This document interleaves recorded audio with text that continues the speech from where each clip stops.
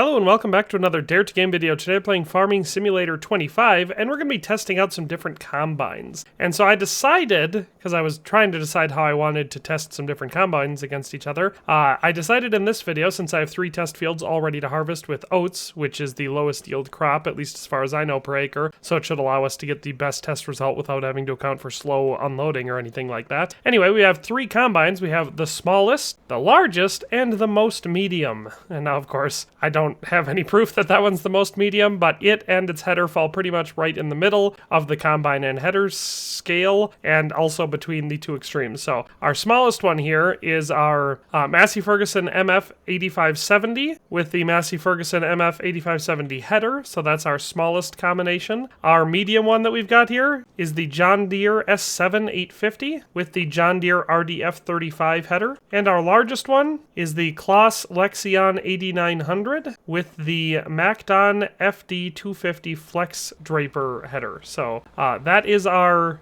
3 test subjects for today. As for the fields themselves, we have 3 medium-sized fields, all with oats. They're all exactly the same size and they're all perfect rectangles, so it should give us a fairly easy way to compare them. What I'll do is, like I've done in previous videos, I'll start with the smallest and then move up to the medium and then the largest, and we will just basically time-lapse through it. I will time how much time it takes. I will display that at the end, and then you'll be able to compare them yourselves just to see if bigger is always better, even on medium-sized fields. We know that in the game, the bigger the better for very large, very regular shaped fields, or even just very large fields in general, because that huge header, of course, makes it so you have to take way less passes. But a lot of times, or at least what we found out in some of the tests we've done, the smaller, more nimble ones, other than just being a lot cheaper to use and to repair and everything, are also, a little bit quicker on turning around, especially on the headlands. So yeah, we're just going to test it out and see exactly what differences we can see through these 3 different combines. And so you can see we've got our 3 combines lined up. We're not going to run them head to head because I don't want it to get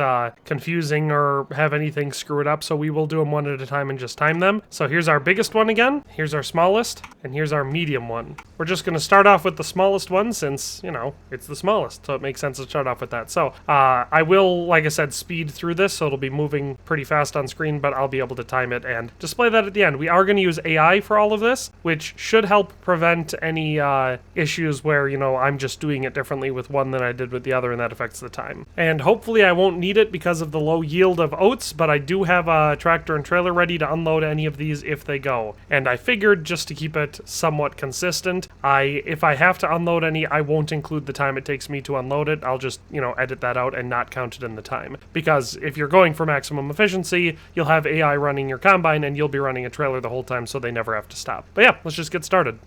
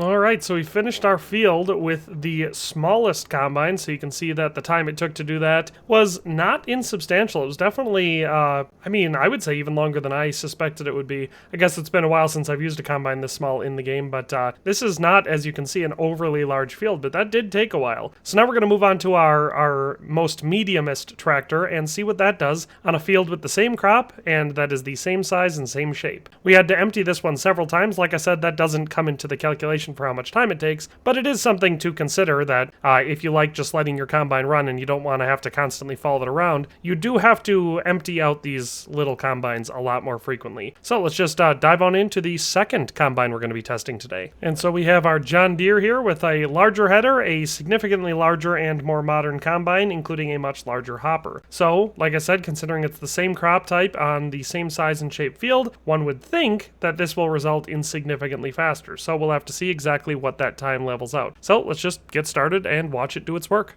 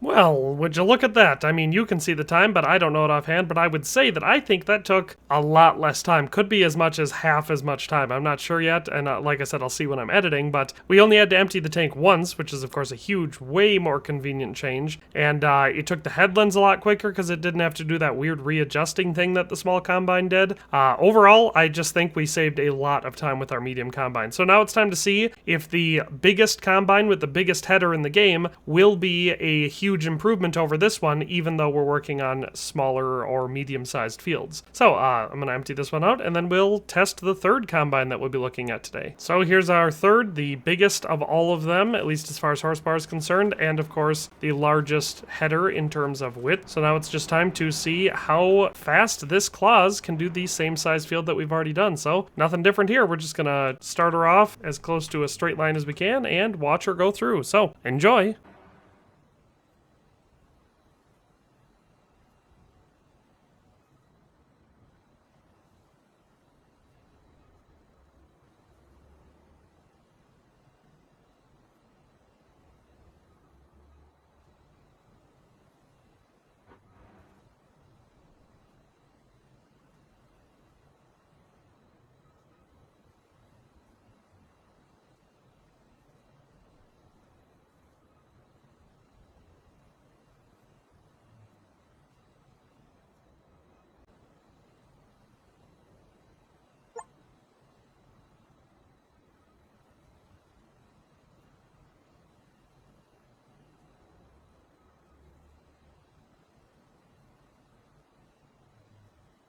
And so that does it for our largest one. So much like the middle one, we only had to empty it out once. Capacity on this one is even larger than that one. And of course, our header was probably 30% larger than that second one. So I won't know until I'm editing. But again, my guess is going to be that this one probably performed about 30% faster than that one. So that does it for this test. And so that is the end of that. So we have, like I said, the smallest, a very medium example, and the largest one available. And now you've seen the time for all of them in comparison to each other. So, like like I said, I'll know for sure when I'm editing it, but obviously our first one is our baseline. I'm guessing our second one is about twice as fast as the first, and then I'd say our third one is no more than 30% faster than the second one. So there's obviously a law of diminishing returns between, going bigger and bigger and bigger. Obviously, if you're doing any sort of a map where you have just absolutely gigantic fields, your biggest one is going to be your best bet. But for a lot of what you're working with in this game, at least for the maps that we currently have, something in the middle is probably going to be your most efficient and best bang for your buck, considering, the bigger you go, the more expensive it is, and the more expensive the maintenance is. So that is all of our test for today. If you want to see something else in this same line with combines, whether that's every single combine tested, or if you want to see something like the smallest combine being tested with every different header to see if that makes a difference, or if we get to a point where the combine can no longer efficiently handle a header. So let's say you took this combine and you have the biggest header on it, how would that do? Or if we say we take the biggest one, how efficient would that go with the smallest header? So if you want to see any videos like that, combine themed, let me know down in the comment section below. But in any case, thanks a ton for watching, and have a nice day, and we'll see you next time. Thanks for watching another Dare to Game video. If you liked this video, please leave a like and a comment. If you haven't already, be sure to subscribe to the channel. If you like my content and would like to support this channel, consider becoming a member today for as little as $1.99 a month. It makes a huge difference. But in any case, thanks for watching, and have a nice day. I'll see you next time.